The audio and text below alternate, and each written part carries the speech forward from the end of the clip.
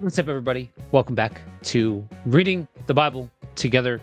I'm your host, Pastor Joe Day, and wow, some of the feedback that we received after episode one was interesting. I know that there were many of you that were challenged by what we covered in the first episode. And I give you credit for sticking in because there's a lot to the creation narrative that has been taught, and there's a lot to unpack. It is a very big concept with a lot of points of view to be had in it. And so I know that for many of you, you were taught something that stands differently than the ancient Near East account that showcases the themes rather than the specific science behind it. But I was really encouraged by how many of you that openly stated that you were challenged, but in a good way, to think deeply and to do some research into the background of the information. There were many of you that had never heard about the idea that there were people outside of the garden. In my opinion, that makes a lot more sense. So if you're just picking up with episode 2, you can go back in the feed and listen to episode 1, where we went through Genesis 1 through 3. Now we are picking up with 4, and we are going to be reading 4 through 7 today. So again, I am reading out of the NLT, and if you are new, I'm going to read a chapter, we're going to talk about it, and we are going to work our way through the scriptures together as one continuous narrative that ultimately leads to Jesus. Remember, we are in the beginning notes of Genesis, the book of beginnings. We are setting the stage for everything that comes after this.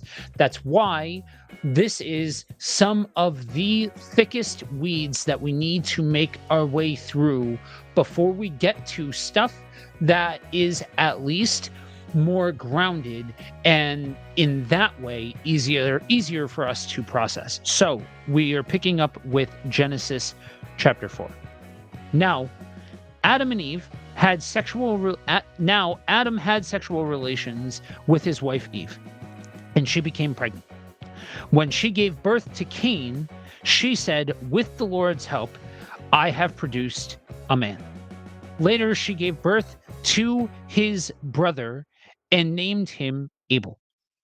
When they grew up, Abel became a shepherd, while Cain cultivated the ground. When it was time for the harvest, Cain presented some of his crops as a gift to the Lord. Abel also brought a gift, the best portions of the firstborn lambs from his flock. The Lord accepted Abel and his gift, but he did not accept Cain and his gift. This made Cain very angry, and he looked dejected. "Why are you so angry?" the Lord asked Cain. "Why do you look so dejected? You will be accepted if you do what is right. But if you refuse to do what is right, then watch out. Sin is crouching at the door, eager to control you, but you must subdue it and be its master." One day, Cain suggested to his brother, "Let's go out into the fields." And while they were in the field, Cain attacked his brother, Abel, and killed him. Afterward, the Lord asked Cain, "Where is your brother? Where is Abel?" "I don't know," Cain responded. "Am I my brother's guardian?" But the Lord said, "What have you done? Listen, your brother's blood cries out to me from the ground. Now you are cursed and banished from the ground, which has swallowed your brother's blood.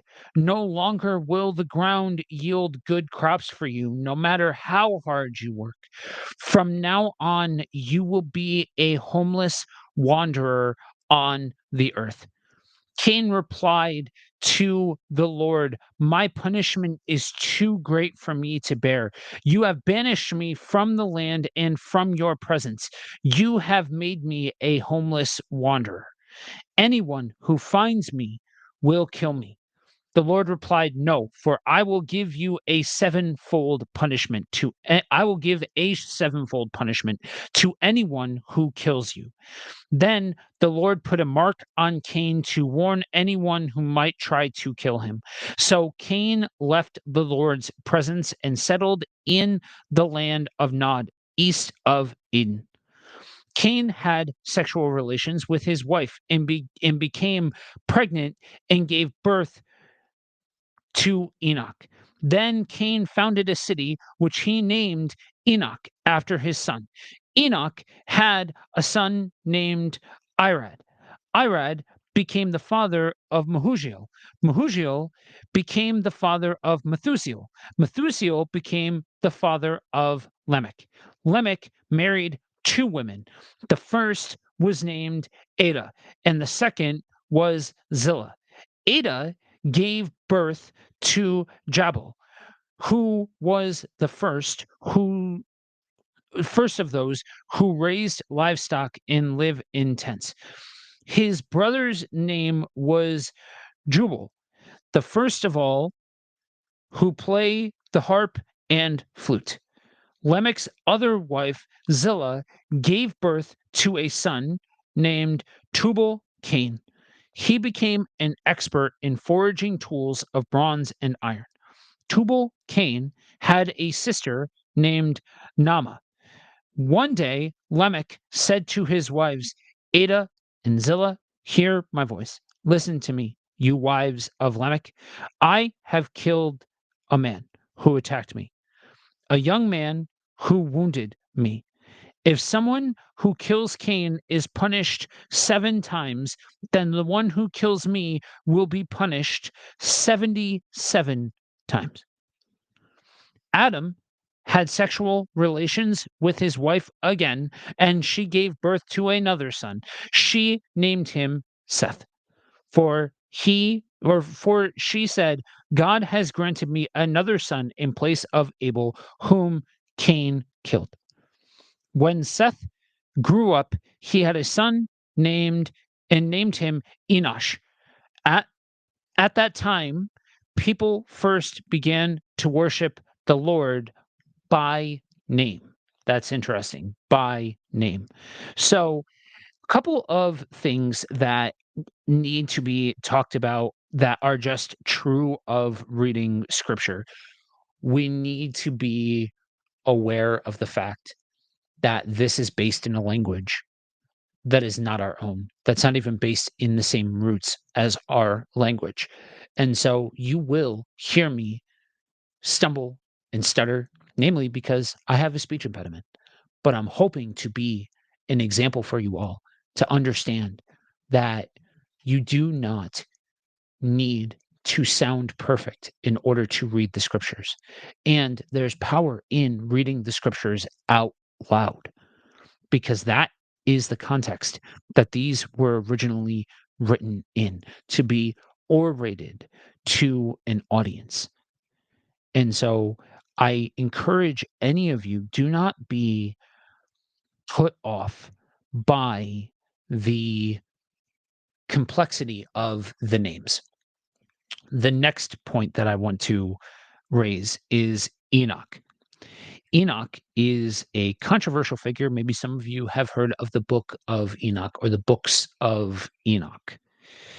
That is that is a topic in and of itself, but this is where we get Enoch. And this is also where we get another piece of the story when it comes to the framework that Adam and Eve were not the only humans on the earth.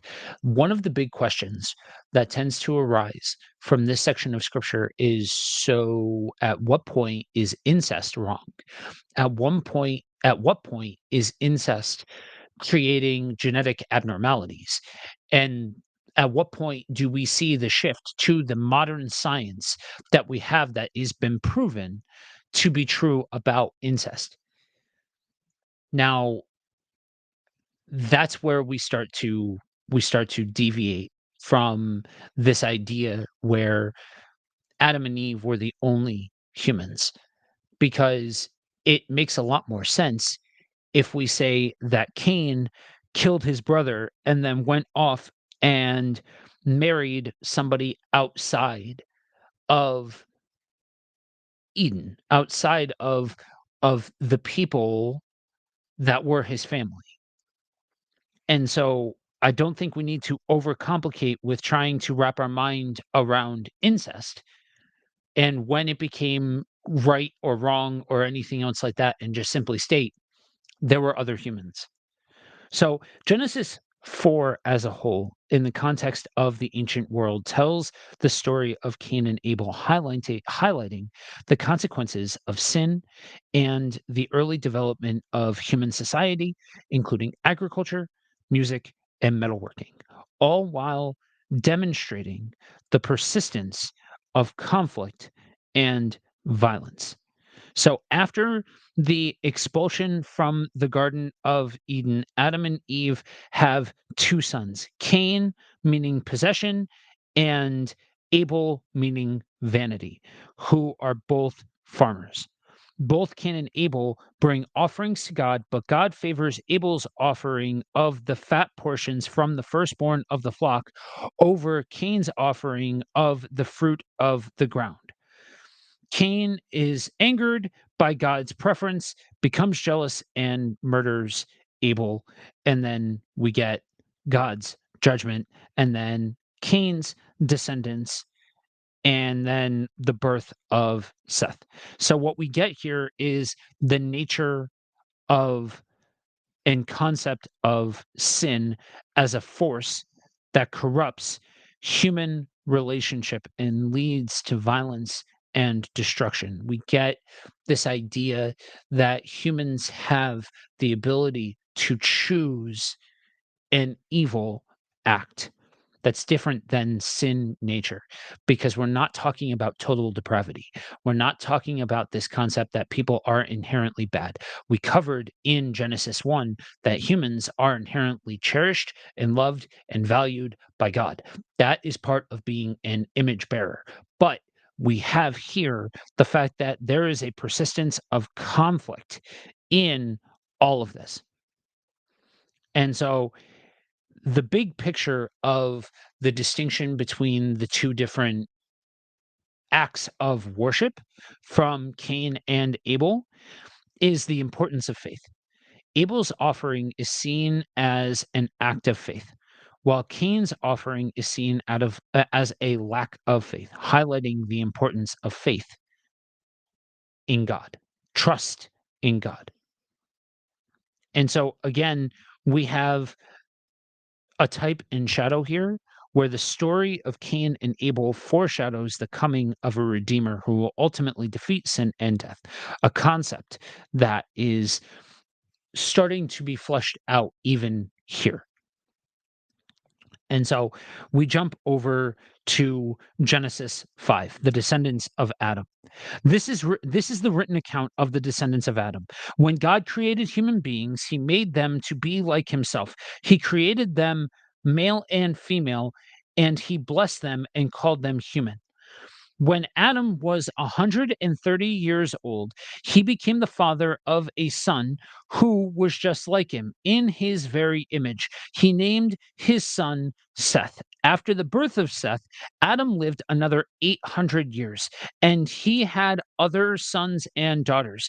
Adam lived 930 years, and then he died. When Seth was 105 years old, he became the father of Enosh.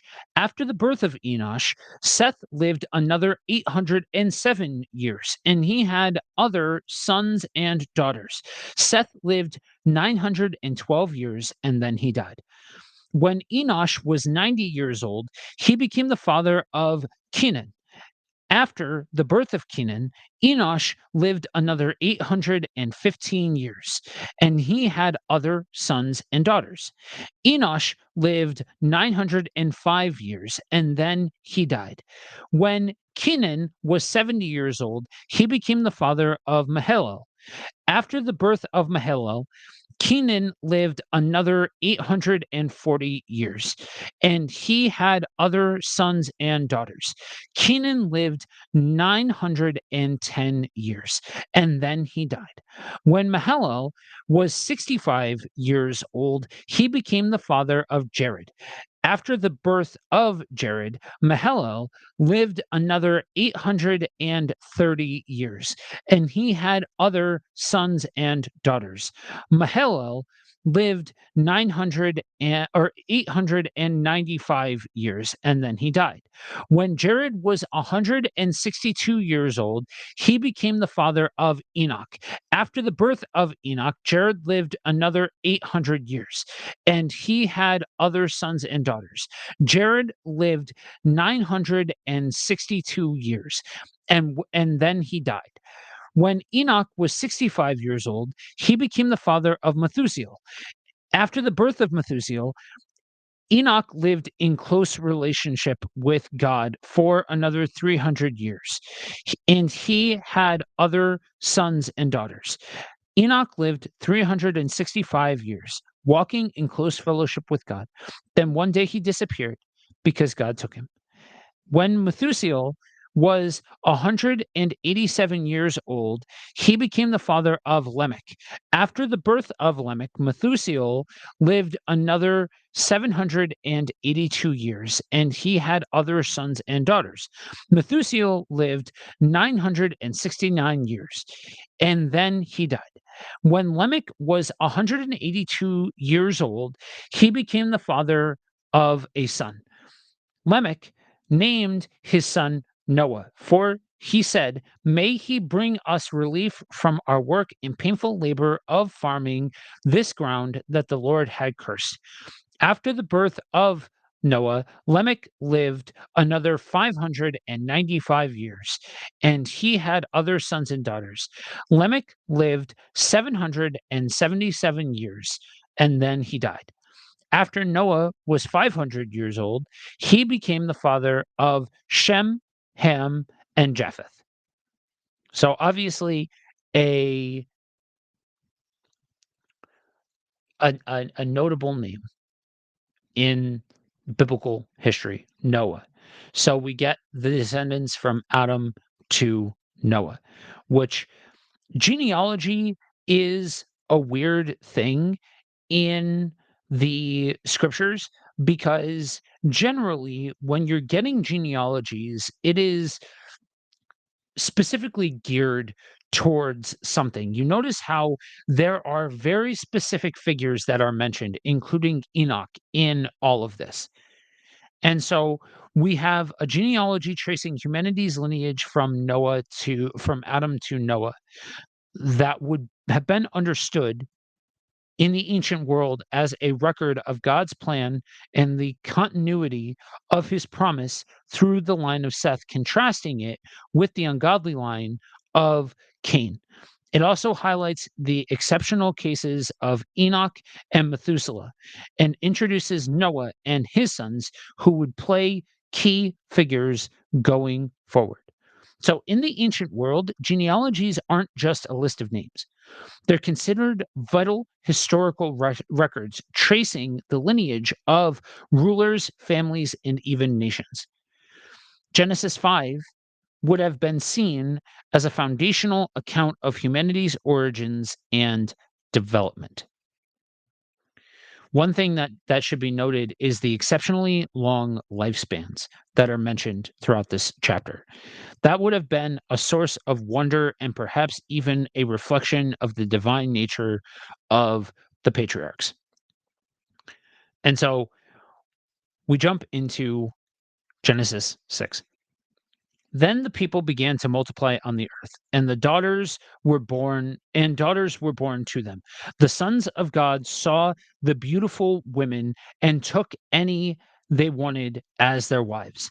Then the Lord said, my spirit will not put up with humans for such a long time, for they are only mortal flesh. In the future, their normal lifespan will be no more than 120 years. In those days, and for some time after, giant Nephilites lived on the earth. For whenever the sons of God had intercourse with women, they gave birth to children who became the heroes and famous warriors of ancient times. The Lord observed the extent of human wickedness on the earth, and he saw that everything they thought or imagined was consistently and totally evil. So the Lord was sorry he had ever made them and put them on the earth. It broke his heart. And the Lord said, I will wipe this human race I have created from the face of the earth. Yes, and I will destroy every living thing, all the people, the large animals, the small animals that scurry along the ground, and even the birds of the sky. I am sorry I ever made them. But Noah found favor in the Lord. This is the account of Noah and his family. Noah was a righteous man, the only blameless person living on the earth at the time, and he walked in close fellowship with God. Noah was the father of three sons, Shem, Ham, and Japheth. Now God saw the earth had become corrupt and was filled with violence. God observed all this corruption in the world, for everyone on earth was corrupt. So God said to Noah, I have decided to destroy all living creatures, for they have filled the earth with violence. Yes, I will wipe them all out along with the earth. Build a large boat from cypress wood and waterproof it with tar inside and out.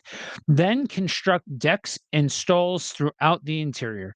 Make the boat 450 feet long, 75 feet wide, and 45 feet high. Leave an 18-inch opening below the roof all the way around the boat.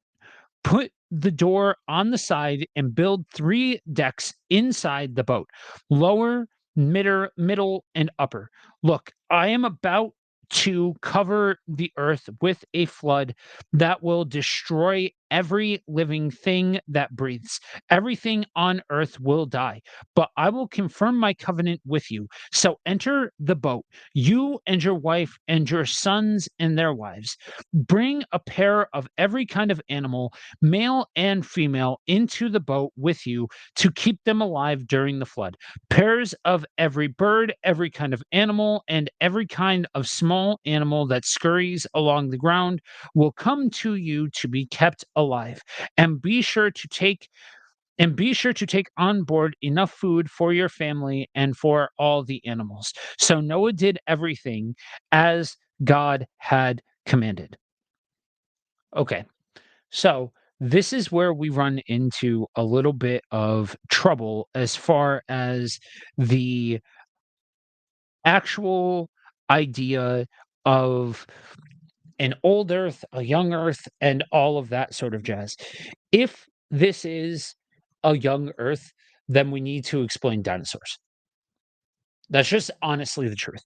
And there have been plenty of attempts to negotiate our way out of dinosaurs or try to explain them away, but we have to be honest about the fact that this is a story that implies certain things, states certain things, and gives an acknowledgement to certain things. And part of that is that this is a picture of the earth at that time. And so we just need to make sure that we are keeping that in mind when trying to process this idea of what are the historical aspects of it, because that is sure to come up in your mind. But let's not get focused and lost just on that. Because again, there is a purpose and there's an intent behind why this is being written. In the context of the ancient world, Genesis 6 describes a time of widespread human corruption, violence, and the and promoting God that promotes God to send a flood to cleanse the earth with Noah and his family spared in the ark. It's this idea of divine justice and a new beginning. Genesis 6 paints a picture of a world consumed by wickedness, where every intention of the thoughts of man's heart was only evil continually. And we see here that God is grieved by this. He's not some kind of dictator that says, "Oh, they're not following me, so wipe them all out." No, he's heartbroken over what is happening. And so he instructs the building and the construction of the ark. Now, we have to talk about the Nephilim. Genesis 6:4 mentions the Nephilim, who were mighty men who were of old, the men of renown, and their origins are debated, with some interpreting that they were offsprings of the sons of God, potentially angels and human women. Now, the story of Noah's flood shares some similarities with other ancient flood myths, such as the Epic of Gilgamesh, but the Genesis narrative emphasizes the wickedness of humanity and God's justice and mercy. And so the story of Genesis 6 has significant theological implications, highlighting God's judgment of sin, his grace towards those who are righteous, and his promise of a new beginning. Now, this is where this should live. Now, we can kick the can around about who the Nephilites were. We can kick the can around because sometimes this can get interesting. Sometimes this can, I don't think that there's anything wrong with embracing some curiosity when it comes to the biblical accounts. But it really matters that we don't go too far down any particular rabbit hole in understanding that there might not be a set in stone explanation to who exactly the Nephilim are, and not concocting some kind of conspiracy theory around it. It's just a matter of taking in the story. So, first humans that were created by God, the descendants, their active choice to separate their will from God's will, the after effects of that, and then the descendants, the lineage through to Noah, and then the cosmic reset, the earthly reset. Now, I didn't always believe in a historical flood. I have become more, um, I guess convinced, but even that is a strong word. I've become more accepting of it over the years, but I don't think it's theology prime. I don't think it's the whole close-handed matters of the Christian faith, and I don't think anything other than a historic Adam and Eve m- is part of a the close-handed matters of the Christian faith. Not yet. We'll get there, but that and that Jesus was present in the beginning. Those are the two. Clone said didn't matter so far. Everything else, they're stories. Everything else is the book of beginnings. So we let's jump into chapter 7, and then next time when we finish up the flood narrative, we will go ahead and hit some of the differences between the um the flood narrative here and the most common comparison of the Epic of Gilgamesh. So, when everything was ready, the Lord said to Noah, "Go into the boat with all your family, for among all the people of the earth, I can see that you alone are righteous. Take with you seven, take I lost my space. Go into the boat with all your family, for among all the people of the earth, I can see that you alone are righteous. Take with you 7 pairs, male and female, of each animal I have approved for eating and for sacrifice, and take 1 pair of each of the others. Also, take 7 pairs of every kind of bird. There must be a male and female with each pair to ensure that all life will survive on the earth after the flood. 7 days from now, I will make the rains pour down on the earth, and it will rain for 40 days and 40 nights until I have wiped from the earth all the living things I have created. So Noah did everything as the Lord commanded him. Noah was 600 years old when the flood covered the earth. He went on board the boat to escape the flood. He and his wife and his sons and their wives. With them were all the various kinds of animals, those approved for eating and for sacrifice, and those that were not, along with all the birds and all the small animals that scurry along the ground. They entered the boat in pairs, male and female, just as God had commanded Noah. After 7 days, the waters of the flood came and covered the earth. When Noah was 600 years old, on the 17th day of the second month, all the underground waters erupted from the earth, and the rain fell in mighty torrents from the sky, and the rain continued to fall for 40 days and 40 nights. Note the use of 40. Just saying. That that every that very day Noah had gone into the boat with his wife and his sons, Shem, Ham, and Japheth, and their wives. With them in the boat, there were pairs of every kind of animal, domestic and wild, large and small, along with birds of every kind. 2 by 2, they came into the boat, representing every living thing that breathes. A male and female of each kind entered, just as God had commanded Noah. Then the Lord closed the door behind them. For 40 days, the flood waters grew deeper, covering the ground and lifting the boat high above the earth. As the waters rose higher and higher above the ground, the boat floated safely on the surface. Finally, the water covered even the highest mountain on the earth, rising more than 22 feet above the highest peaks. All the living things on earth died: birds, domestic animals, wild animals, small animals that scurry along the ground, and all the people. Everything that breathed and lived on dry land died. God wiped out every living thing on the earth: people, livestock, small animals that scurry along the ground, and the birds of the sky. All were destroyed.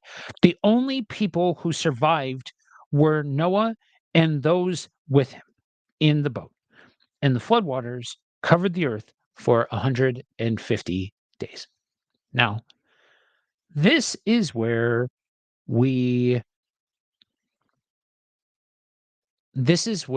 we need to get into things like textual criticism, and we need to get into things like how we process scripture. Textual criticism basically speaks to, is the Bible infallible? Inspired? Yes. But even if you hold a doctrine of infallibility, you're talking about the originals. What we have are not the originals. And so we have a copy of something, but we do not have the very originals.